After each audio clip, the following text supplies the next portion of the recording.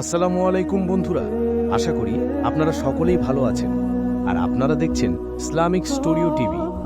বন্ধুরা, আজকের এই ভিডিওতে আমরা দোজাহানের বাদশাহ হযরত মুহাম্মদ সাল্লাল্লাহু আলাইহি ওয়াসাল্লাম ও একটি হরিণীর চমৎকার ঘটনা সম্পর্কে বলতে চলেছি, যা শুনে আপনার মন ছুঁয়ে যাবে ইনশাআল্লাহ। তাই ভিডিওটি একেবারে শেষ পর্যন্ত দেখবেন। আজ থেকে 1400 বছর পূর্বের ঘটনা। সে সময়ে মরু আরবের পাহাড়িয়া বন জঙ্গলে অনেক লোক তাদের জীবনযাপনের জন্য জীবজন্তু শিকারে যেত। এই জীবজন্তুর মধ্যে হরিণ শিকার ছিল খুব আনন্দদায়ক ও কৌতূহলপূর্ণ শিকার।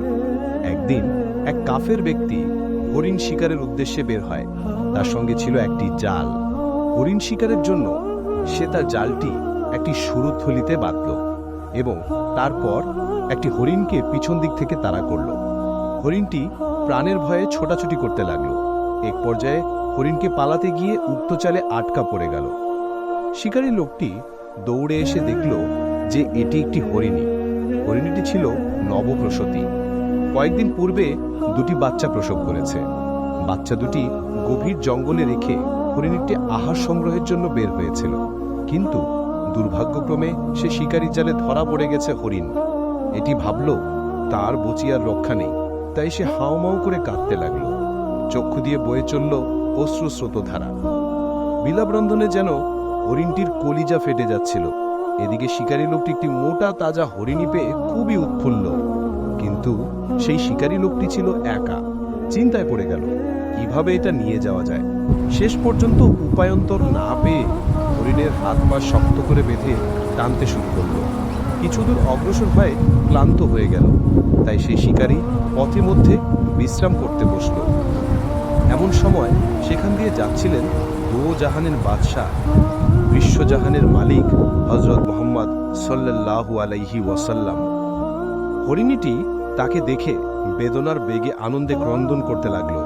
মনে মনে ভাবল, আমার জীবন ধন্য, আমি আখেরি নবী মুহাম্মদ মুস্তাফা সাল্লাল্লাহু আলাইহি ওয়াসাল্লামের সাক্ষাৎ পেয়েছি। প্রিয় নবী হযরত মুহাম্মদ সাল্লাল্লাহু আলাইহি ওয়াসাল্লাম যখনই শিকারীর কাছে আগমন করলেন, আল্লাহর হুকুমে হরিণের জবান খুলে গেল। তখন হরিণীটি বলল, আসসালামু আলাইকুম এ রাসূলুল্লাহ সাল্লাল্লাহু আলাইহি ওয়াসাল্লাম।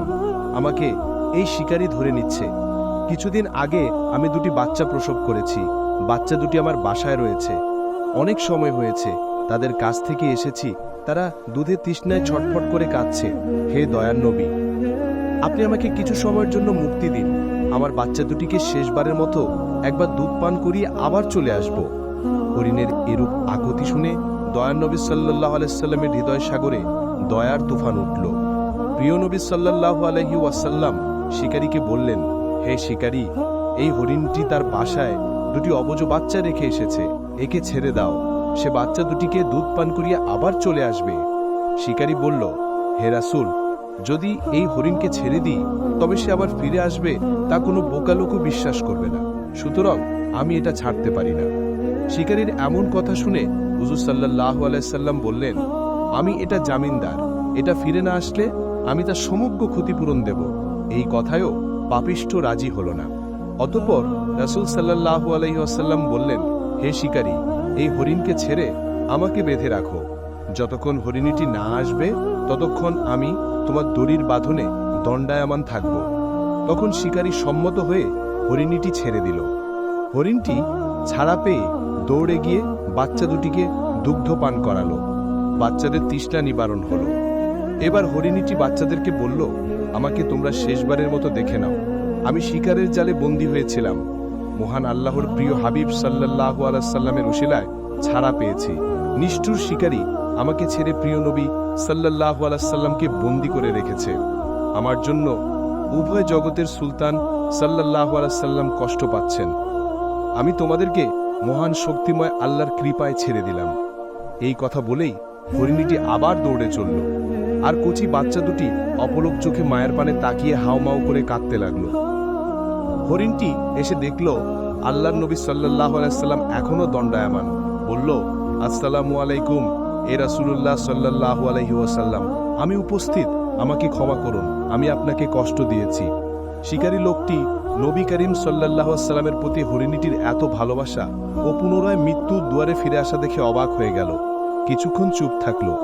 রসুল সাল্লাল্লাহু আলাইহি সাল্লাম ও হরিণীটির মধ্যে এমন ক্রিয়াকলাপ দেখে বিস্মিত হয়ে গেল।